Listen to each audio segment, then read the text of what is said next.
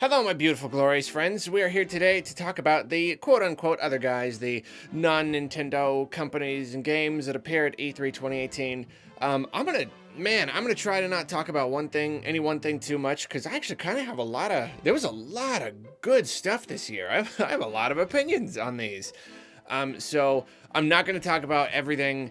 I'm only gonna talk about the stuff I have an opinion for. Last time I did this, so many people are, oh, you forgot about this, you forgot about that. I didn't forget about anything. I just, if I don't have anything to say more than, hey, that looks cool, then I'm not gonna say it. You know what I mean? I kind of they need to really jump out at me, or, I have a strong opinion about them for me to want to say anything. And for games that show up at multiple conferences, I'm gonna try to talk about them in the conference by the company that makes them. Anyway, here we go. So starting off with EA, Battlefield 5 was only notable because of how it just, they didn't really show it. And it was weird, because usually you get your Call of Duties and your Battlefields. Gosh, they just get hours and hours of footage across all the conferences. So it was really weird. They were just it was just teasers. I thought, for surely, at least at the EA conference, we'll get a full gameplay thing, and they didn't. So it's just I don't know, do they care anymore? Are they just people are gonna buy it anyway, what's the point? I don't really know. It just kind of wasn't there. Not that I cared too much. I like pretty gameplay, and I'm like, all right, Battlefield 1 looked pretty cool, so Battlefield 5, whatever. So then they did Anthem, and I've been pretty lukewarm about this game. I've said it before. It just I don't really trust the company to not mess it up somehow, or at the very least make it into a game I don't feel like playing. And this kind of just reaffirmed all my fears about it. I don't want to play a big, huge game like this that's always online, and you're always connected, and there's always other people, and it's a shared world, and they're like, oh, you can totally go off on your own and play your own game as long as you're still connected. As long as you're still playing this game and other people are in your world, you can just ignore them. And I'm not into that. I'm not gonna pay for online. I don't play online enough. It sure looks pretty, though. I'm very sad that this isn't some amazing single-player BioWare RPG that also has this amazing world you're flying around in. It's gorgeous. All the giant, old junk and architecture and stuff. It's really beautiful. And I'm like, can you just have a mode where I can just fly around? Is it just a free mode? Just forget the game. Forget all the shooty stuff and the missions. I just want to run around. But, so yeah, it looks really cool in a way, but I don't know, mission structure and connectivity, just not my thing. I'd rather just have a big kind of open RPG thing. Just looking at what it could have been, it's very sad. It could have been something so huge, especially coming from BioWare. Could have been this amazing single-player, story-driven thing. But whatever, that's Anthem. So then they dropped Unravel 2 and Sea of Solitude on us, and these were great. Unravel, I have not played the first game. It's been on my list for a long time. I played the demo and I loved it, so I've just been waiting for a chance to pick it up and get it. It's just gorgeous, and this one is even more gorgeous. It looks amazing. It's ridiculous that it's not on the Switch for many reasons. I mean, come on, it's a red guy and a blue guy. What is with that? It's a co-op platformer game. How is this not on the Switch? Whatever, probably because it's so beautiful and take a lot of work to scale it down. But that looks super duper cool. And then Sea of Solitude, I don't even know what it is yet. It's just it still intrigued me. I love seeing the passion of the lady who was showing it off to us. It just seemed like it was a passion project from her, and I'm like, I'm definitely looking into that. I'm way into that idea. So those two games looked really cool. Then we had Command & Conquer Rivals. Wow, that was an exciting 10 years long showing of that. No, that was really weird. I am on the one hand happy that if they're gonna show off a mobile game, it's at least one that kind of looks like a game that I might someday play. Cause years ago, they did Minions, and it was Minions Paradise or something, and they showed it so long, and it was just it was so boring. So in this way, I was almost tricked a little bit into being well, at least it looks like a real video game. At least it's not Minions. But it was still it was so long. It was so boring. I don't know who decided to put that in there. Overall, EA, really, really weak. Just boring. Just unimpressive. Just very tone deaf, to their audience. I don't know. I got another video coming out that goes into this in a little bit more detail, so I won't say too much. But yeah, just like, ugh. Just kind of, ugh. That's EA for you. Then we have Microsoft. They knocked it out of the park. The ball is not in the park anymore. Microsoft might have probably had the best showing at E3. And like, that is not something I feel like I have said before. Like, I don't know, like, they have been, okay, well, I'll talk more about like the overall. Let's hit a couple games first. Halo Infinite, it was really cool that they revealed it. I'm not a huge Halo fan. I played like the first two, like back when I was a teenager or something, but you know, I'm not super into it, but they look cool.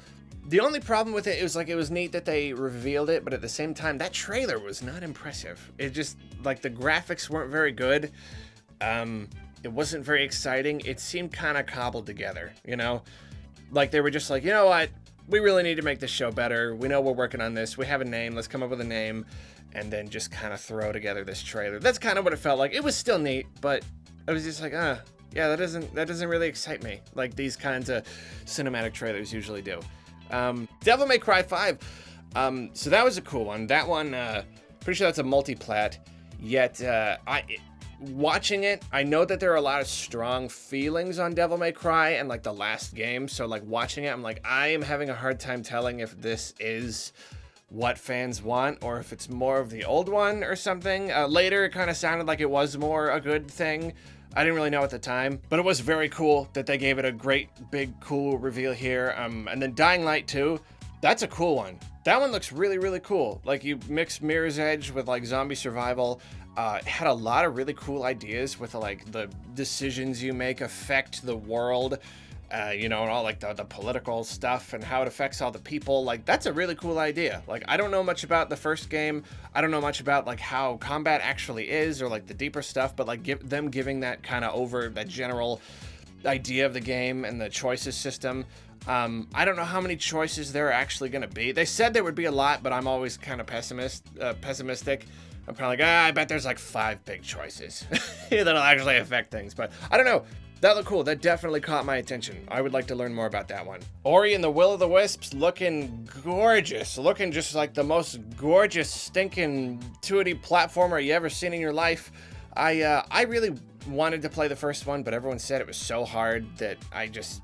Anytime anyone's just like, this game is super duper hard, I'm always just like, I don't know. I don't know if I'm interested anymore. I don't know. Maybe I'll give it a try someday, but at the very least, I will say Will of the Wisps is just like, my gosh, this is gorgeous. This is really, really, really gorgeous. Nier Automata, really cool that it's coming to Xbox. That game was such a surprise hit that it would be a crime to keep it on one system. It makes perfect sense to bring it over to Xbox, let that whole crowd play it. So I'm very happy for them. Very happy that they can finally play that. We Happy Few. I had no idea that this game wasn't out already. I had no idea. I looked it up. Apparently it was like in early access like 2 years ago. And there were trailers, and I remember everybody getting mad because it got picked up by a major publisher, and they were talking about special editions and DLC and all this stuff, and so everyone was... I thought that was the game coming out, but apparently it has... So like, they showed up We Happy Few here, and I was like, oh, is that just like the placeholder name just telling us that it's the next We Happy Few? And that's why I didn't say 2 or anything. No, it's not out yet. Apparently it's not out yet. Okay. Cool. Definitely one of those things where it's like, are you kidding me? Why? Oh, that's not the kind of game you show off that far ahead of time. You know what I mean? It seems, I don't know. It seems like a smaller game. It's like an indie game. It's the kind of thing I'd buy on Steam for like $10. I mean, I'm not saying the game is only worth $10. I'm just saying it has like the feel of one of those first-person exploration games that I would get on Steam. I don't know, just that it wouldn't have a years and years long cycle. You know what I mean? It's like they're treating it like a big, huge AAA game. I don't know. Maybe it'll end up being that way. I was just kind of confused there. Jump Force, I'm only just going to say, how has this not already happened? Just how have they not already made a big Shonen Jump game, or like a bunch of them? So I'm sure fans of these series are just absolutely just beside themselves right now. They're so happy. Battletoads, very, very, very weird to give us a teaser with no gameplay. It's Battletoads. They're making it 2D graphics. Sounds like it's gonna just be a budget game. I know some people like Battletoads. It never seemed like a huge deal to me. I know it's a good classic game. Just, it's not the kind of game you tease without gameplay. Very strange. That's the kind of game you reveal, here's gameplay, here's a release date, kind of all in one go. Then we have one of the most interesting parts of the conference. This was really great because this like felt like it was going to be one of those tone deaf corporate decisions where like they clearly don't see how they're affecting their fans and like with their expectations. They revealed Gears Pop. So it's like, oh, we thought you were going to reveal the next Gears of War, but instead it was like a pop, Funko Pop game, which is an interesting idea that I never considered. I mean, maybe they're going to try to make this the next Lego thing, you know, anything can be pop. I don't know what the gameplay will be like. And then that led into Gears Tactics, which is a mobile game. And then it's like, oh, great, you guys are really dropping the ball on this one. You really got fans' hopes up so high. And then, nope, here's Gears 5 anyway. Here's the reveal of Gears of War 5. So it's just like, whoa, that was a whole shebang right there. So like, that was really, really cool. And that's awesome. Looks very story-driven. It was just like the whole trailer was just kind of focused on story, and I thought that was really interesting and really cool for like a game with an ongoing story. Like, hey, we know what the gameplay is like. We know what it's going to look like. Tell us what's happening in the story. So, I don't know, that was neat. Then, man, this was great. Like, this was one of the best one more things I've ever seen, because it really felt like the show was ending, and then Phil's up there, and everything glitches out, and he gets completely interrupted, and then it goes into Cyberpunk 2077, which was super cool, because I know a lot of people have been really looking forward to that. They knew that that was the next project that CD Projekt Red was working on after The Witcher 3, so it was just like, boom, right in the face, here it is, you know, and it actually, like, showed off the world. It wasn't just a teaser. So that was terrific. They're a really, really good developer. I don't know how long it's going to take for them to make this game. It sounds like it's still going to be a while, but that was just a terrific way to cap off the show. So the Microsoft show overall was like, it was really, really good. And I know, and like the one problem is that still a lot of the games that they showed off were multiplats. And like, here's kind of the thing is like with any E3 presentation, you have two sides to it. You have how much content it had for that platform, and then how just good of a show it was. You know what I mean? So like, Microsoft didn't actually have a lot of exclusive stuff, but they brought what little exclusive stuff they do have. They revealed Gears of War, they revealed Microsoft, that old Forza, I know a lot of people like that, and that's an exclusive. They brought in Crackdown, so it's like they don't have a lot of franchises that are just Xbox, but they brought them. They brought them all. And then even though a lot of the great games shown were third-party games that are coming to a lot of other systems, they still had these like exclusive first premieres of them, which made the show so much better. You know, like they had that first look at Cyberpunk 2077 and like Dying Light, Devil May Cry 5. So that was just terrific. The biggest and most important part though is that they have been in kind of a state of flux for a few years. I was even thinking that they were going to stop doing Xbox. It's been nothing but a struggle for them. And they've been, you know, they've canceled some games. It just seemed weird. They started being like, oh, you don't even have to have an Xbox. You can have Windows 10. You know what I mean? So it's like before they revealed the One X, I was like, I don't think they're going to make another Xbox. And even now, I'm like not 100% sure, but then like this one right here. So he comes in, he's like, yes, we are making another Xbox. We're working on it right now. So like, boom, even just that alone is just like, yep, they're still going for it.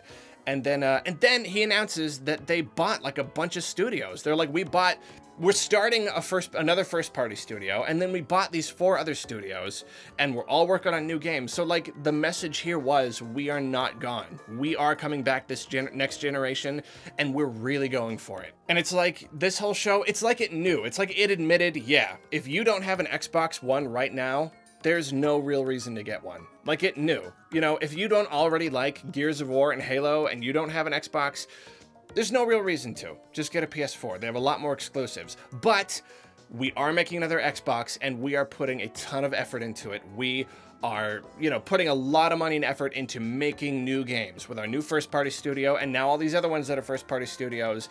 It was just like, it was putting so much momentum forward. It was just like, yes, you can count on us to be here next generation. Maybe this one didn't go the way that we planned, but we're not out of the game. We're going just full hog on it.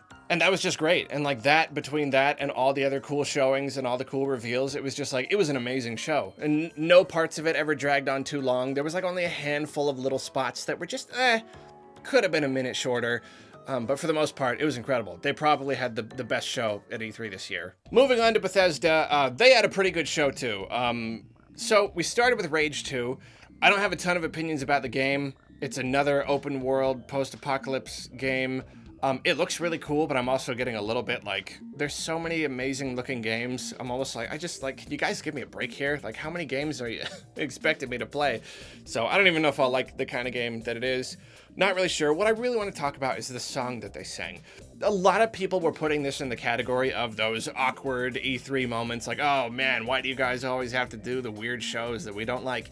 That, to me, felt like it was a calculated move. You know what I mean?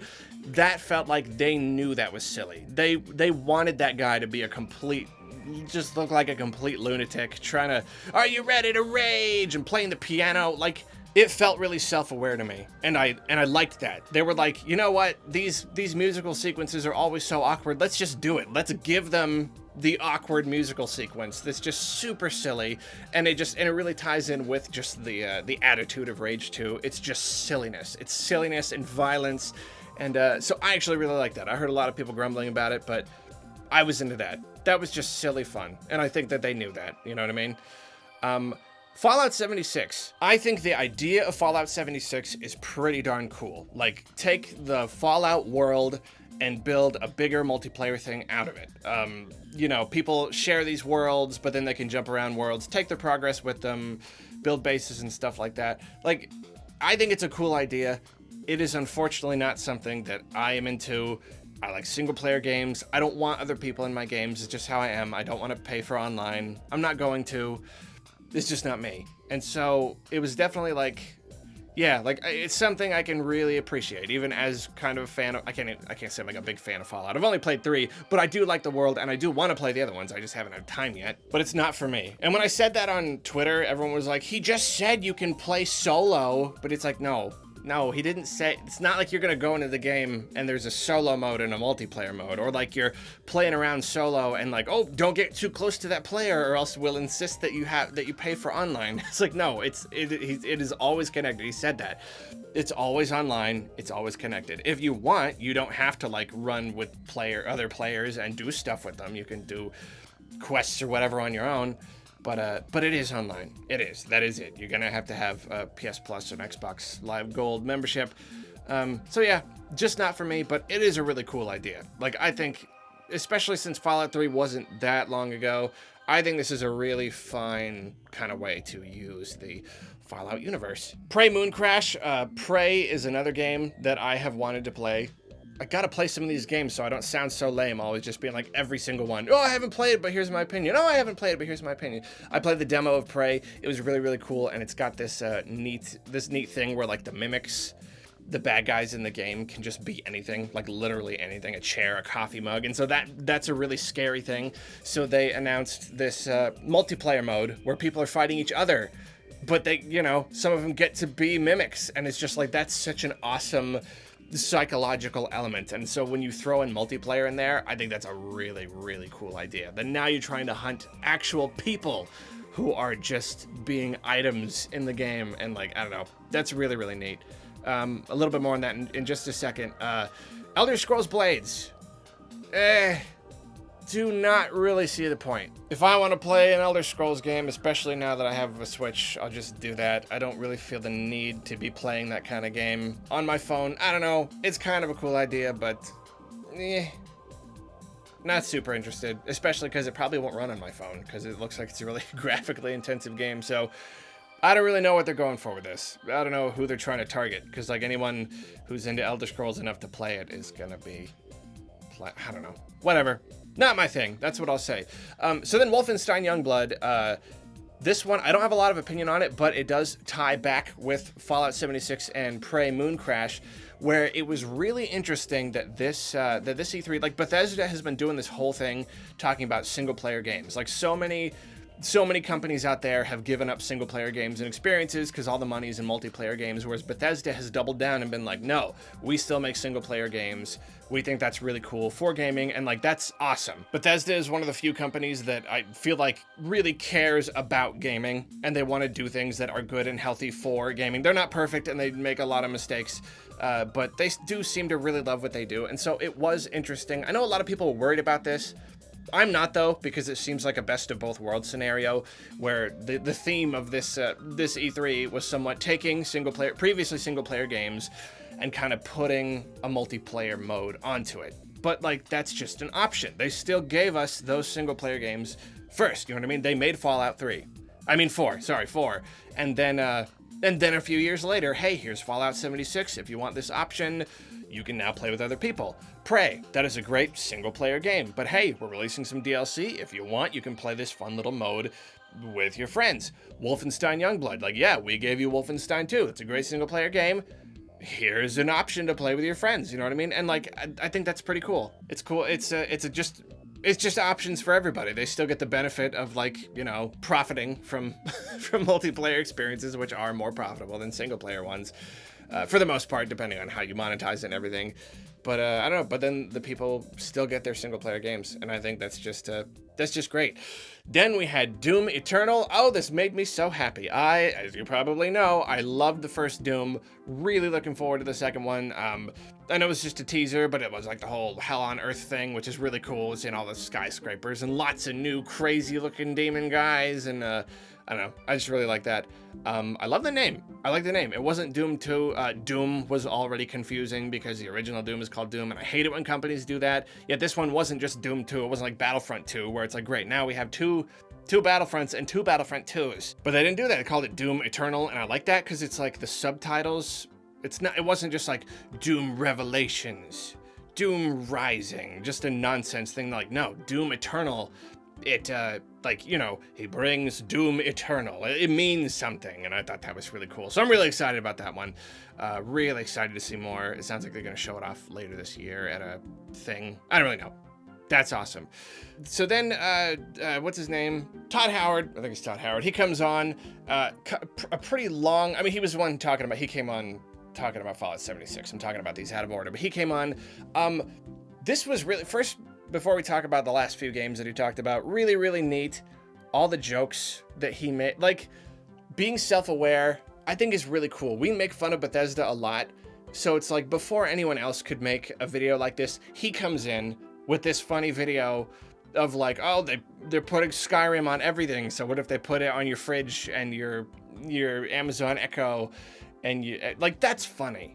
That's just funny. I love it when companies can poke fun at themselves. That's just a really, like, most attempts to, like, really try to bridge the gap between the corporations and the people feel really insincere and lame, but, like, that's funny. Like, that's how you can actually achieve it. You can actually kind of get me on your side, is when you can poke fun at yourself.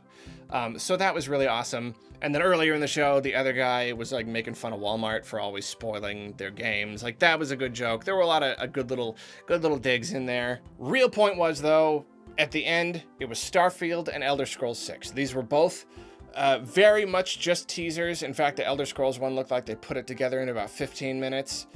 But, okay, so Elder Scrolls 6, I felt better about Elder Scrolls 6 because it's good just to know it's in development. Like, that's been the problem this whole time, is like, we knew it would be coming eventually. So that's why, like, an announcement doesn't normally mean as much.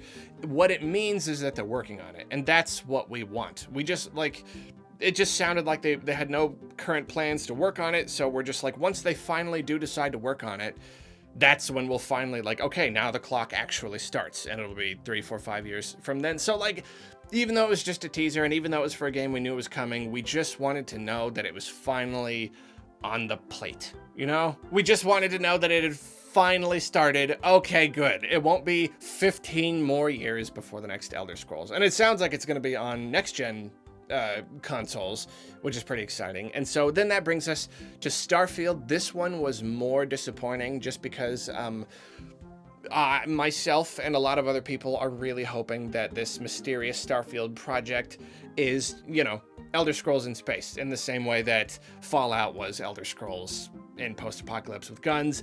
There are distinctions, they're definitely different, but like that's the general formula of the games. That's the feel. They're very, very similar to that core Elder Scrolls formula, and like I just want that in space. You know, I just want that in another setting. That formula is so addictive and so fun. I want to see what they could do with a sci-fi one, and it keeps sounding like Starfield will be that. So I was more disappointed that Starfield was only a teaser, because it's like, why? We already know it's coming, so why would you give us a teaser for something that's not real yet? Elder Scrolls 6, we know what that's gonna be. It's a little more tangible. We know what those games are. Starfield, it's like, don't bother treating it like a reveal when that still doesn't tell us anything. It didn't give us any info whatsoever, no gameplay, not even like concept stuff. It was just like a picture of a planet with the sun coming behind it and the name Starfield. And so it's just like that, as happy as I was to see it mentioned, that was a little disappointing, because I really want to see more on that. And he said that was another one that was coming next gen, as in like Gen 9, like 2-3 years from now. So it is unfortunate that we still probably won't hear a lot about it. Maybe even not even next year, because if it's coming from next gen consoles, you know, there's always a lot of secrecy going on there. It was still cool that they brought him up, though, because like the rest of the showing was still pretty neat. They showed a lot of good stuff, and then just to end with Starfield and Elder Scrolls 6, even though they were a little bit lazy, they were just teasers, it really lifted stuff up. It still got excitement up a lot. So overall, Bethesda's show was good. The show itself was a little weak in places. They did a lot of that like awkward banter stuff that was kind of surprising coming from them. They're not EA, they're Bethesda, they're better than that, but they still had like the weird jokes. And they did that thing, like every person who got on stage did that thing where every time they finish a sentence or a clause, they have to wait for applause. And it's super duper annoying. It's like, just finish your sentence. Like, now I'm talking about this game, waits for applause awkwardly, and then they have to give it to him, obviously, because he's waiting, which is developed by this guy, wait for applause. And we'll be featuring this mode, wait for applause. Just like, stop, don't do it anymore. I hate it. There's nothing that makes me more uncomfortable than when people do that. So yeah, like the show itself, a little weird. Todd Howard coming on made it definitely better. But like overall, really great. It was a really great show. The Square Enix show, that was pretty disappointing. They really didn't have much. Kingdom Hearts was on like every other conference, so I kind of thought that the Square Enix one would have a unique one, but it was just the same trailer as everything else. Then later, Sony got one. I'll just talk about the one that was at the Sony one, as long as I'm talking about Square Enix. That one actually showed some new stuff, showed off a little more Pirates of the Caribbean. Overall, the game is looking really cool. It's going to a lot of cool places. It's seeing these, like I haven't played the games since 1. I never played 2, but like now seeing these trailers, I'm like, oh man, I kind of want to start playing again. I cannot stand the story.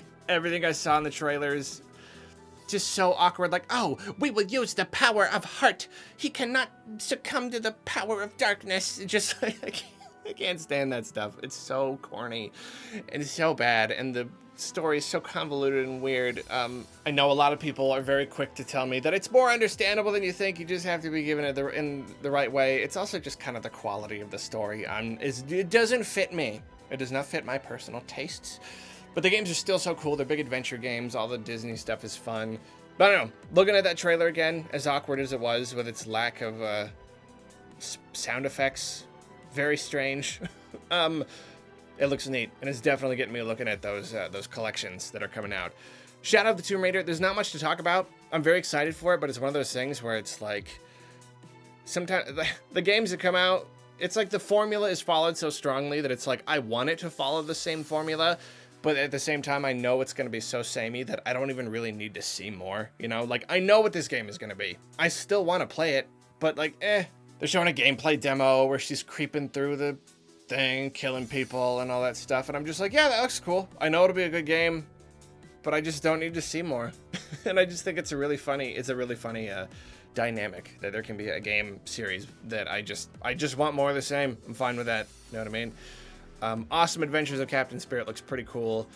It was unclear if that was like, they kept saying it was free, if that was like the free first episode of a whole series that was the Awesome Adventures of Captain Spirit, but now it sounded like that was just a free bite-sized thing that will lead into Life is Strange 2.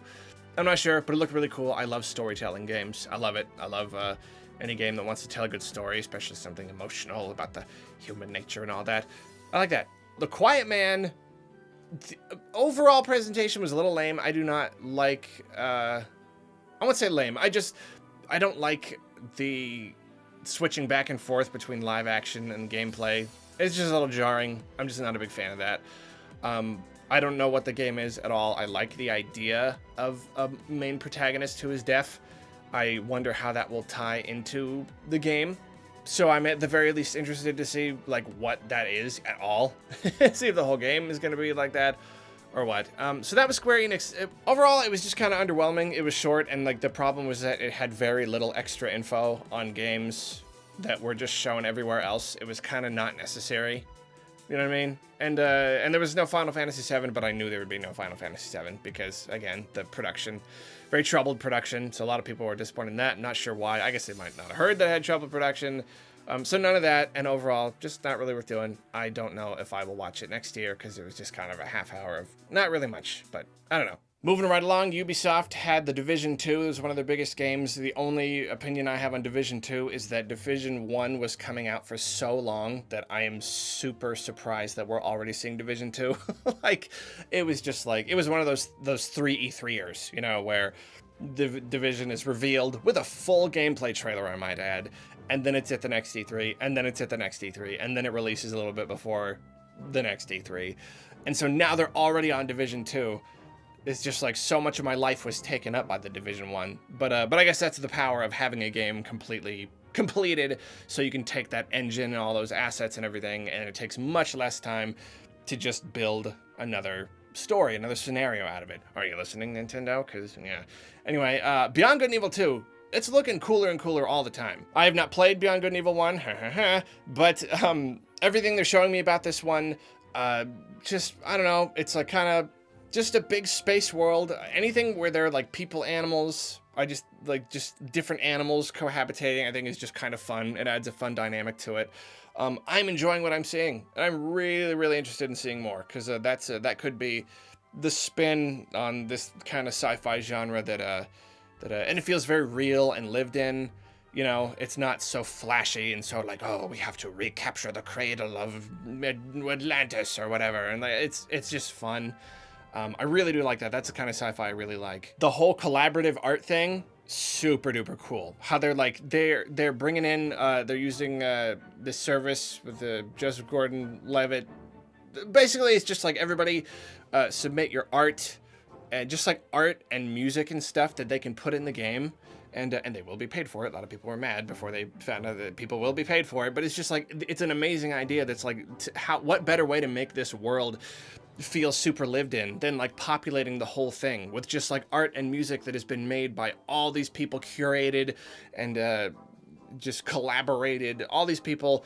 I think that's a really, really terrific thing for them to do. And I'm super excited to see how that will translate into the actual game.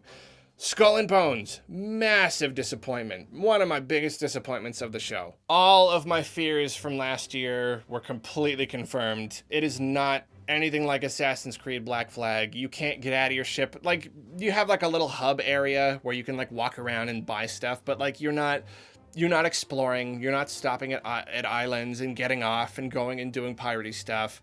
This is just ship battles. The whole thing is ship battles, and I'm done. I'm just like, nope. Not interested anymore at all. Like, this could have been the pirate game. They could have taken out the assassin part and just been like, let's run with the pirate thing, but instead they just made it PvP ship battles and always online. And again, it's another one of those things like people getting on my case like, oh, they said there's a solo experience too, but it's like, yeah, it's still online.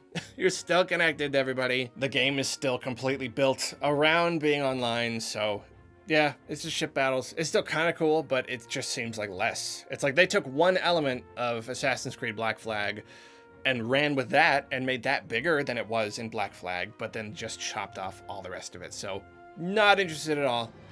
And that is very sad because I really want that. And everyone keeps telling me, oh, just go play Sea of Thieves because that's what you're looking for. It's really not, though. I want the realism. I don't want like the cartoony thing. And again, I don't want online. I don't want to do it with other people online. I just want a cool adventure game. So Sea of Thieves doesn't really do it for me, like everyone seems to be suggesting. So that was that. Mario and Rabbids Donkey Kong Adventure. It looks really cool. It's just cool that they're hyping it up so much. I think that's really the most notable thing here, is that they're really, really trying to get everyone excited about it. They had a whole thing with a musical number and everything. So I thought that was neat. Trials Rising, only notable because it's a cool looking game. Those games are definitely cool, and it was cool that they announced it.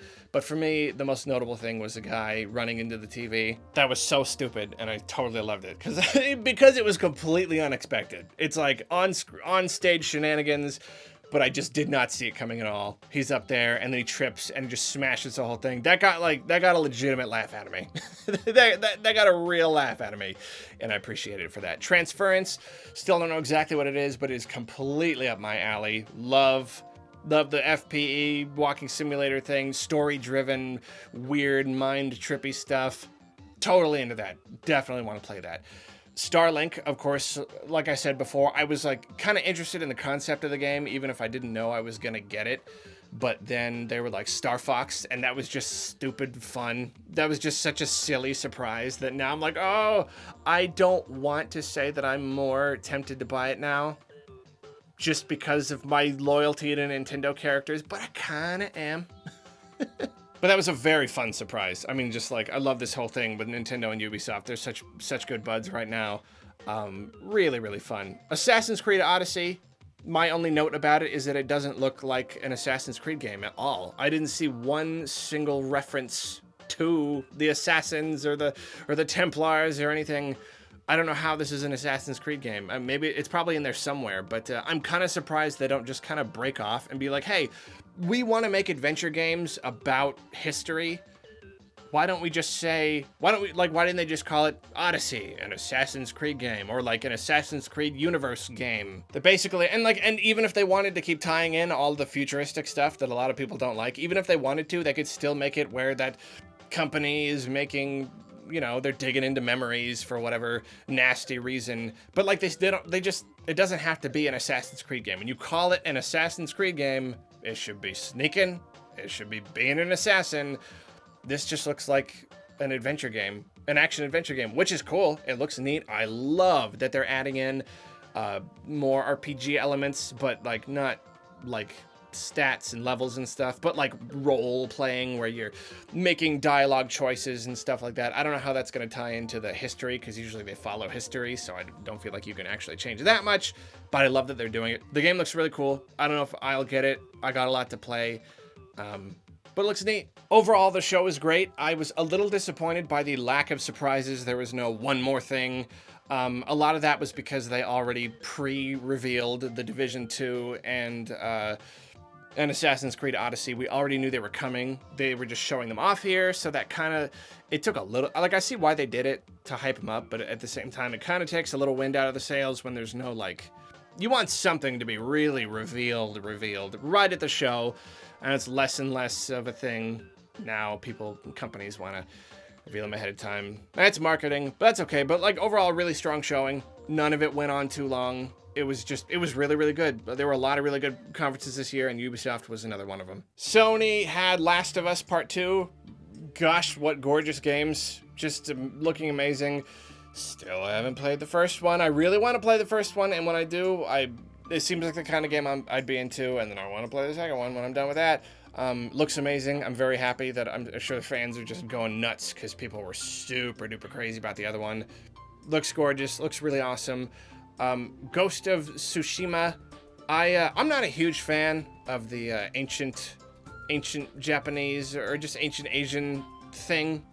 I don't know. It just doesn't really mesh with me.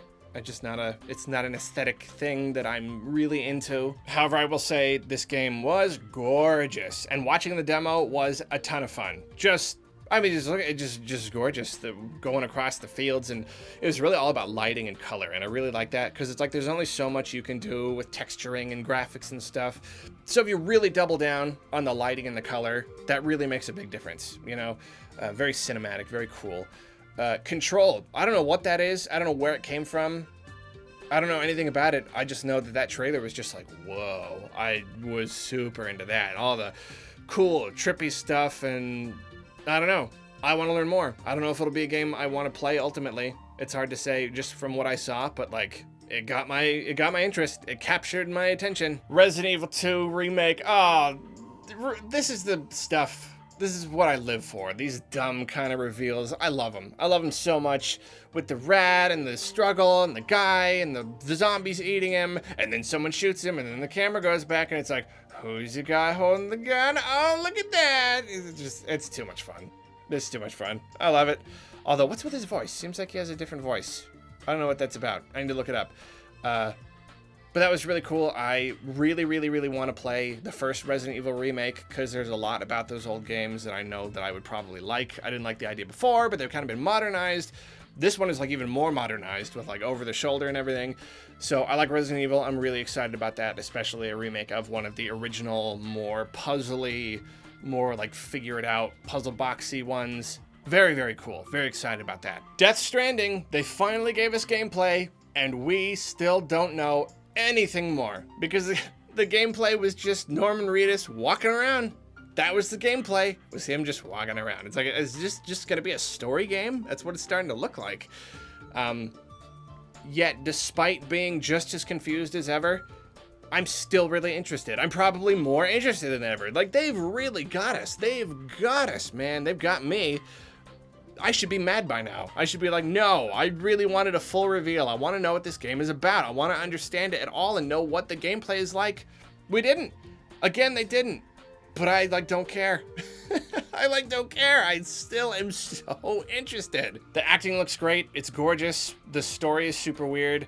So yeah, I'm once again, for the 12,000th time, looking forward to seeing more on that one. Spider-Man looked fun. I don't have a lot to say about that one. I know that a lot of people really like the second game.